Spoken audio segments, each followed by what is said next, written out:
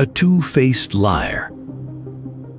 Every night it has been watching you, silent and patient, wearing that same pale expression. You looked up at it and felt comfort, a relief of seeing something that has always been there, hanging in the sky. But the moon is not what it looks like. It is a preservation chamber, and nobody has told you what's really inside it. Look at the lunar South Pole. Here are the most deadly features of the moon. Craters that haven't seen sunlight in 2 billion years. So deep, they sit in eternal darkness. They are pressed down onto a floor that is colder than Pluto and Neptune, at -250 degrees Celsius. One wrong step and you fall over the rim, into a crater that wouldn't just freeze you, you would shatter like glass. It holds the coldest stable ground temperature measured in the solar system. And how did this happen? The moon barely tilts on its axis. The sun sits permanently low on its horizon. And those crater rims block it completely. Without the warmth of the sun, those shadows formed and grew into the death traps we see today. But do not be mistaken. Even if you stayed out of the craters, you would be far from safe. One step onto the sunlit side of the rim, and the ground is 127 degrees Celsius. Hot enough to cook through the soles of your shoes. Take 4 steps into the shadow, back at -250 degrees. Nearly 380 degrees of difference across a distance shorter than your hallway. The most extreme surface temperature transition in the solar system. Not even Mercury and Venus could compare to the deadly conditions on our closest neighbor. But in the shadows, the physics turns strange. Molecules drift from the warm surface into the cold and freeze mid-motion, pinned exactly where they stopped, like insects in a spider web. Static electricity lifts dust particles off the floor and suspends them in a vacuum, a hovering ghost layer. Every day, the moon repeats this cruelty, and it has no intention of stopping. But we are curious creatures. We had to get a closer look. In 2009, NASA fired a rocket into one of these floors at 9,000 kilometers per hour. And what came out was water. The most ordinary substance on Earth, but present on anywhere else in outer space, a terrifying implication.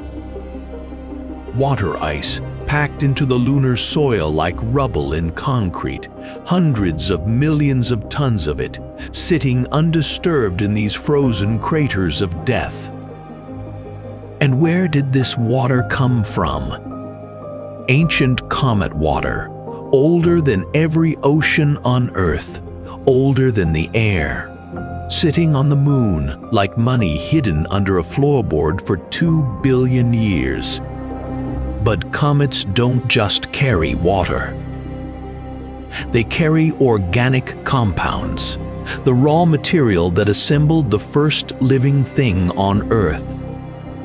Whatever arrived alongside that water has been frozen here, chemically intact in the exact way it arrived. A sealed record from the birth of the solar system, locked inside a cold so extreme it functions as immortality, preserving its original hosts perfectly. And that's not even half of the true horror that is on our moon. Look at the ground. It looks soft.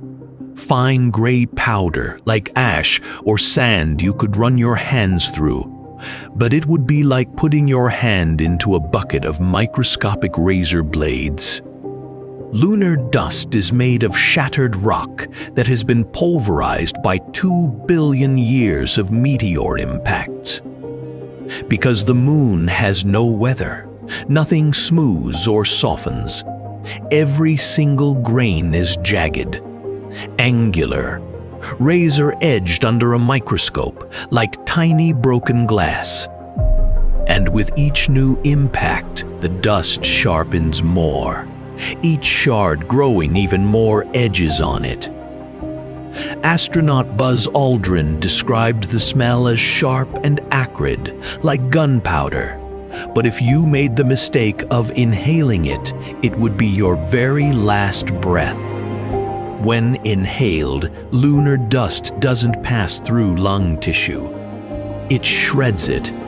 The particles are so jagged and fine, they embed themselves permanently into the lining of the lungs and cut deeper with every breath.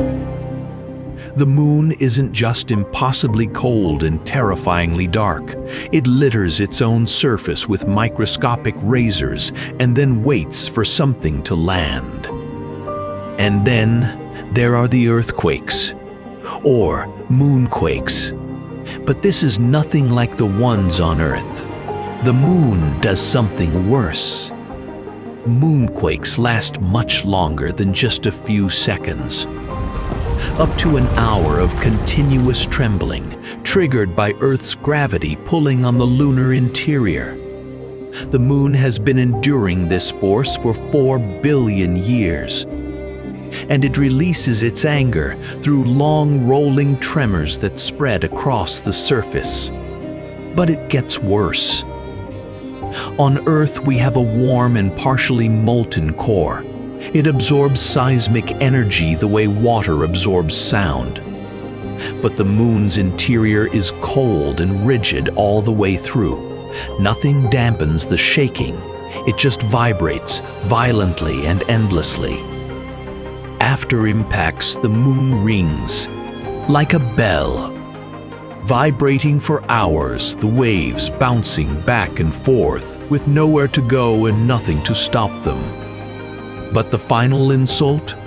The moon is made from Earth. We birthed this monster when a planet the size of Mars struck the early Earth.